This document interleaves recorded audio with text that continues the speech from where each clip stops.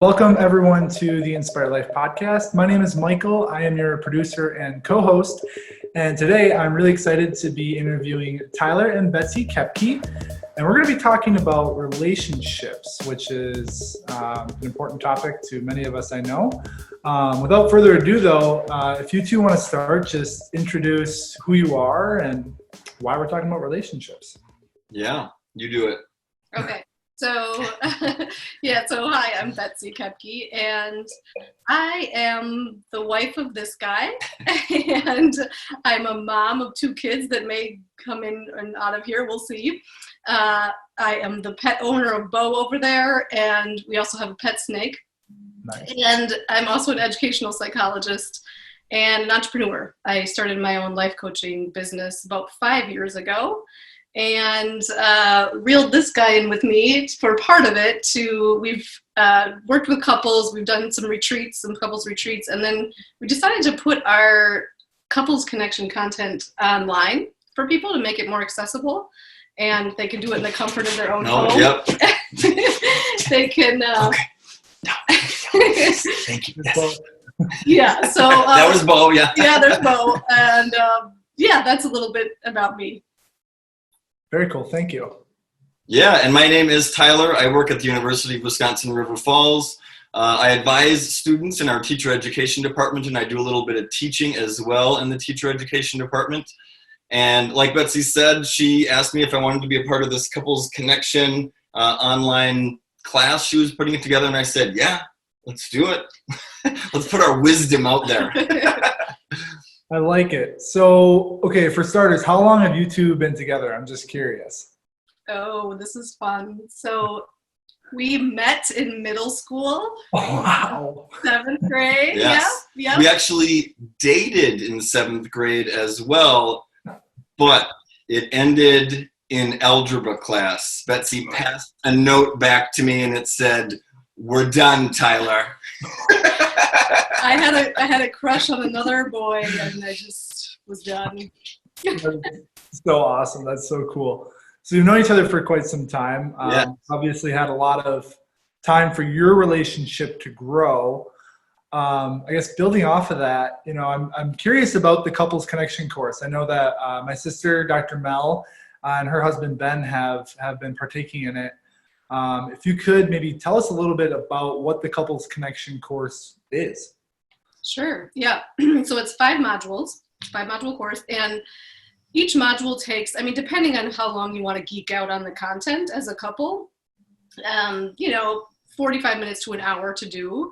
If you really get into it and, get into the conversations around the content, it could take longer. And it's really just meant to be a structured way to communicate constructively and to spend quality time together. So perhaps on a date night, sometimes you get on a date night, especially if you're parents like we are, and you look at each other, you're I don't even know what to talk about, besides the kids or the bills or the, the tasks. So it's a way to reconnect meaningfully with your partner. So the first module is all about creating a shared vision. So for Tyler and I, we started dating when we were in our 20s. I know we were dating when I was 21 years old for sure, on my 21st birthday. So we were we've been together for a really long time. And so module 1 is all about do we even have the same vision of what a great relationship is anymore? So it's clarifying, what do you see as a great relationship? And why does that matter to us at this point? And what do we each need to give and receive in order to, have that great relationship? So, and what I appreciated, sorry, Michael, what I appreciated about it is, for as long as Betsy and I have known each other, with us just doing the modules together and asking each other the questions that we ask other couples to ask each other, I feel I found things out about Betsy, and it deepened our relationship even further, just because it really does get you to ask questions, find out what your partner wants, what they like, how they best like to be loved, and how they like to be in the relationship, really. And those are things that I feel aren't always talked about. Even when you get into a new relationship, you don't really talk about what your idealized version of a relationship is. And those are things that it's great to get out and open and to have a conversation about. Gotcha. So to circle back, you guys got back together in your 20s. This is correct. Yes, we did. So, yeah. So how long have you been married for then? Then I'll come back to the couples connection because I had some questions. But how long have you been married for? I'm curious. So we will celebrate our 15th wedding anniversary this August. That was exciting. Congrats. So going off of that, what I'm hearing is you created this course because you realized a lot of people, maybe they're in a relationship for a really long time with their partner.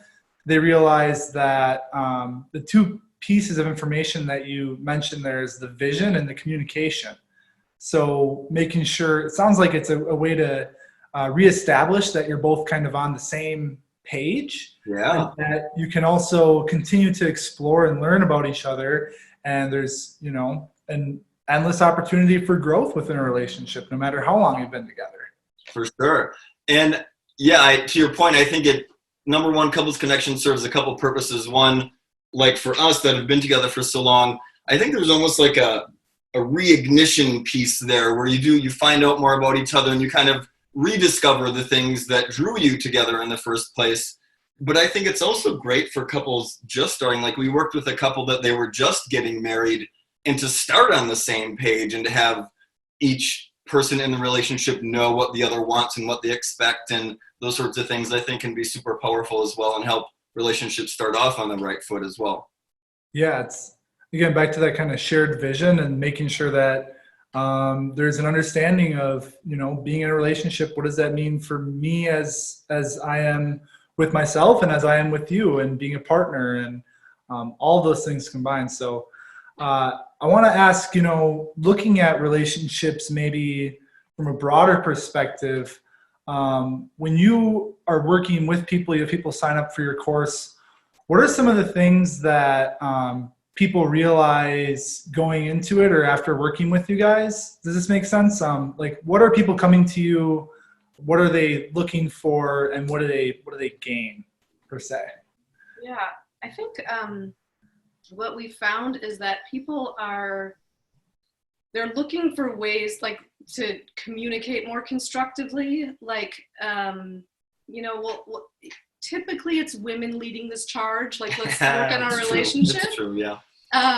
And that can often result in like the guy, if they're in a heterosexual relationship, feeling like, oh, well, there must be something wrong with me, like, or us. And it's an opportunity to communicate, like, perhaps you just want to get on that same page, or just not necessarily that there's anything wrong, but how can we like optimize, or how could we do this even better, or how could we have a growth experience? I mean, very similar to your community, like that. How do we be proactive? How do we just like maintain health and then optimize? So it's not just like counseling. This isn't therapy. This is more of that coaching model of like, here's where we are, here's where we want to go. How do we like make a plan and get there together? So we've had couples just have like breakthrough experiences around just like what really attracts them about each other that they maybe haven't taken the time to articulate. So that's been pretty cool. We have had folks do like module 1 where they're talking about the shared vision and actually be like, oh my gosh, we are not on the same page at all. And I know one couple, they were actually really struggling. They were somebody who had done therapy, and just doing module 1, they said that it was, and they did it, in the comfort of their own home online. And they said they were almost more real about it because they weren't kind of like trying to like talk all nice in front of a therapist. Like they were keeping it real, and they kind of unearthed some stuff that was hard to hear and look at, but they stuck with it, and they like got to that point of like, okay, that mutual understanding of what a relationship was going to look like that was going to serve both of them going forward. Very cool. It's, creating a space where people can be really authentic within their relationship, where they can be vulnerable with one another. And I like how you brought up too, it really follows that kind of that coaching paradigm or that coaching philosophy where if we can create a shared vision and understand, what is it that we want from our relationship? How do we want to show up for ourselves and for one another? Then you can take the steps, step by step, left foot, right foot, to make that a reality. So it sounds really, really cool. Building off that too, when it comes to relationships, I'm assuming you guys are familiar with the Love Languages book. Mm-hmm. Now, I'm just curious, is that something that you guys divert back to? Do you have any thoughts about that, or how you express love and see love? And I mean, is there any trends you see with people? I'm just curious on that front, because I know that's a really popular book that a lot of people have gone to for relationship and love advice. Yep. We do use that piece. Do we have them read the? So that's one part of it, at least. Yeah. So I'll let you take this one, but just to give you an overview, module 1 is that shared vision. Module 2 and 3 are kind of like digging in on like, okay, great, we have this shared vision, but in module 2 it's like, but what happens? Why does this drama flare up, and how do we deal with that? Module 3 is like the daily stressors, just those little irritations and frustrations, like how to deal with those. Module 4 is all about like physical intimacy, so all the sex life stuff. And then module 5, we talk about the love languages and how to, fill each other's love tanks. So, yeah, I guess one trend, I don't know if that's kind of what you were looking for. One thing that I see that we have heard from couples, and that we also see kind of out portrayed in the media as well, is that like if you have found your perfect match, your soulmate, that the relationship should be easy, that they should like intuit what you want and they should know how you like things. That's just the biggest misconception on relationships, I think, is that if it's a good relationship, then you shouldn't really have to work that hard at it. Relationships are work. And if you're not creating time to talk about the things that are irritating, the things that you need to get past, the things that you like about each other, then I feel like most relationships are going to be doomed to fail. If you feel like the other person should automatically know what I'm thinking or what I want or what I need, man, that's not a great way to approach a long-term relationship. You need to be able to work on things and talk about things. And without that, man, you're going to be the blind leading the blind in that relationship. Well, and that's where the love languages is such a great tool, because literally if you're speaking different languages, like you're not meeting each other's needs in ways that matter to the other person. It's like you can be doing all of this stuff and it's not filling their tank. So yeah, we definitely address that in module 5, like being intentional about how you love yourself. So what we bring into it is like, how do you fill your own love tank? Because sometimes, once you have kids and you got careers and whatever, like we're all pulled in different directions these days. So you got to have some like tools to fill your own love tank. So we walk people through that exercise, and then being intentional about your partner's love languages. Yeah, I love a couple pieces of that. I mean, Tyler, as you were saying, the human aspect of being in a relationship. A lot of times people just want it to be this awesome, glamorous, cool thing. And what you're saying is that not everyone's a psychic, or pretty much no one's a psychic. You can't just assume that your partner is going to know exactly what you may need at any given time. So the human element. And then too, Betsy, what you said, and I love that, is, love as a construct, at least the way I perceive it, is it comes internally first. So to be able to love another person and to be in love in a relationship, there's a great deal of time and effort that must be devoted to self-love as well. And I think back to this quote, I can't remember where I saw it, but it's, it's about marriage. So marriage isn't about finding the right person, it's about being the right person. Mm-hmm. And recognizing that, there's a lot of growth opportunity that you can do as a couple and with your partner. And at the same time, there's growth opportunity to do yourself that's going to contribute to that as well down the road. So really, really cool. I do want to ask, for our listeners, is there any sort of strategies or tips, advice, anything that you could share, just little tidbits that, maybe they would be able to use right away after listening to this episode? And, whether that's going to get the couples connection or not, just anything you would share on relationships.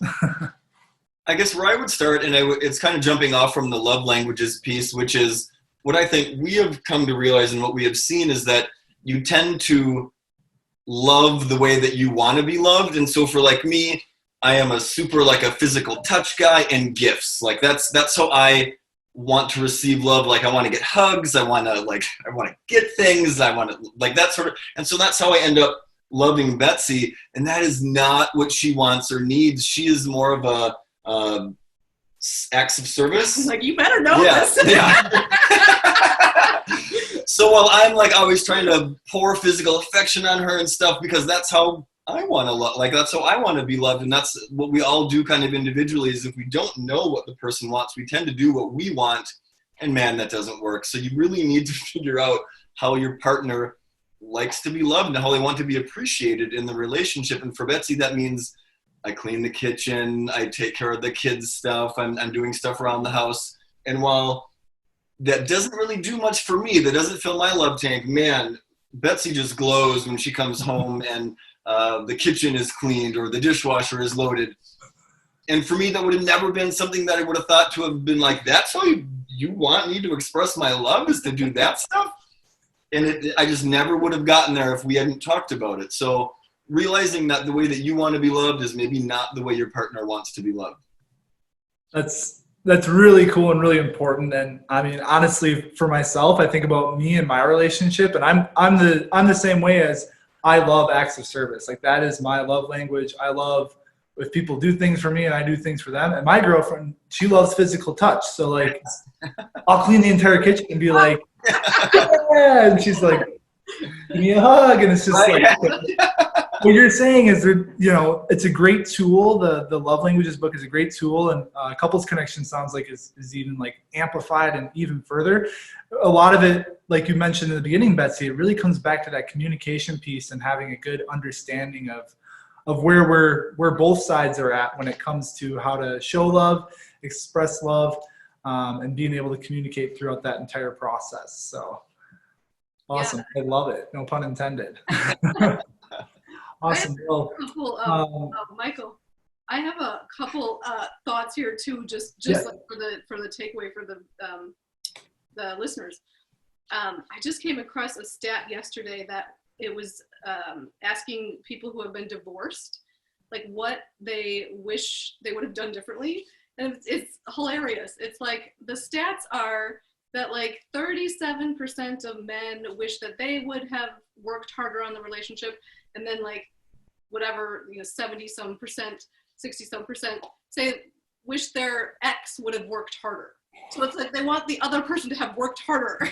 And it was the same for the women. It was like 13% of women said that they wish they would have worked harder on the relationship, and they wish like 65% of them wish their partner would have worked harder. So that same thing of like, you got to do you have to be willing to look in the mirror and take responsibility for yourself. And if you're willing to do that first, like notice when you're being triggered, like notice when you're being the poor communicator. If you're willing to change yourself, like then and that's really all we can do, right? I can't control this guy. I tried that for years. That just shuts down the intimacy. But I can control myself, and then that can impact and influence our dynamic. So just really like personal leadership. Yeah, I love that.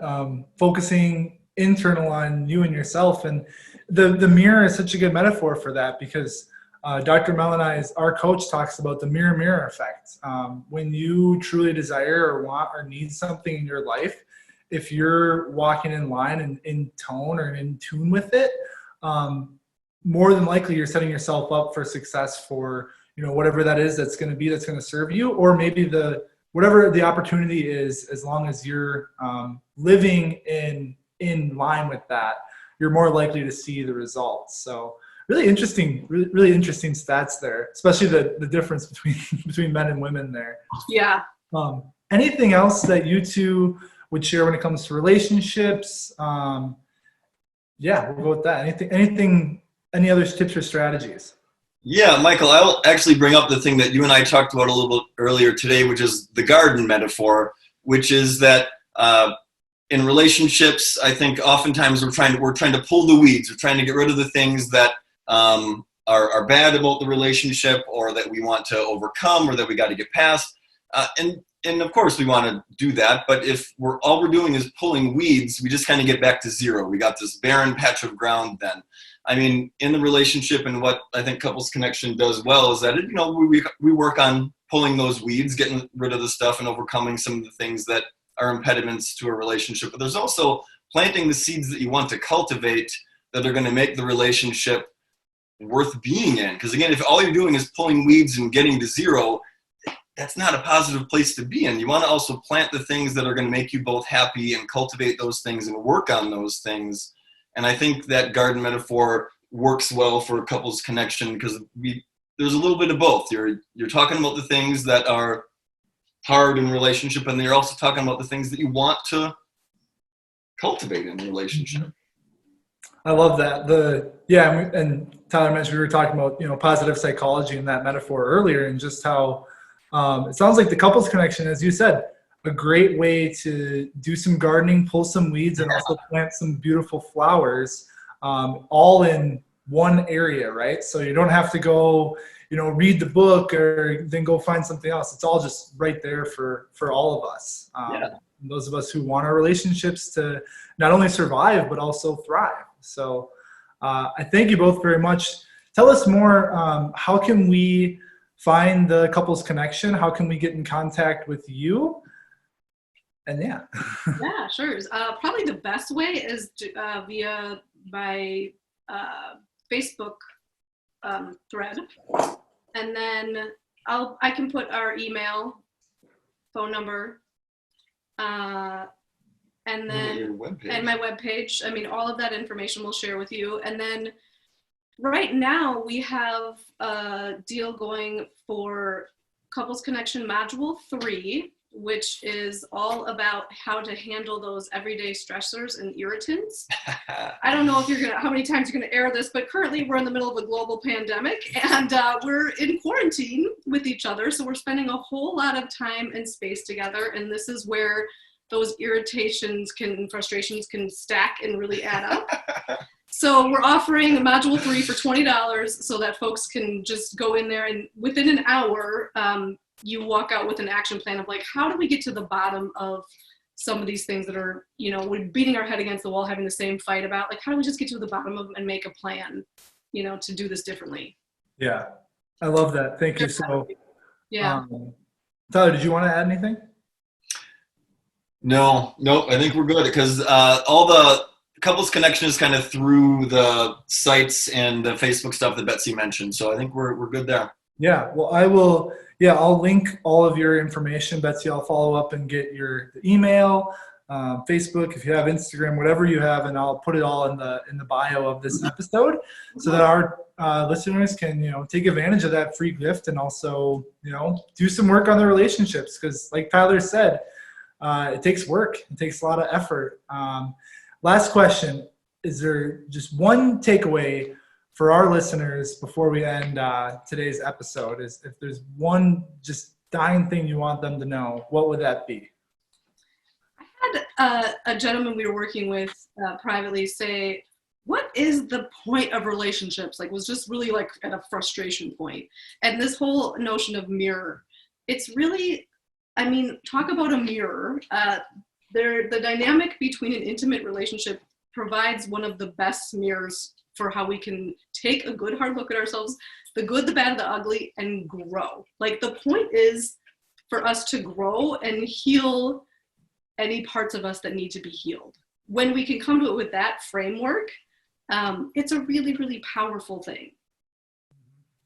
Awesome. Well, thank you so much, Betsy and Tyler, for being on the Inspire Life podcast today. And for our listeners, as always, check out these resources. We do these interviews and find these people for you, because these are people who Dr. Mel and I have worked with and we also trust. So until next time, my friends, as always, keep inspiring. Thank you very much. Hey there, did you find value in today's episode? We sure hope so. And make sure you like, comment, and subscribe. Also, hop on over to Facebook and join the Inspired Living community. There, Dr. Mel and I share health and wellness tips to help you live your most inspired and thriving life. And as always, Keep inspiring. inspiring.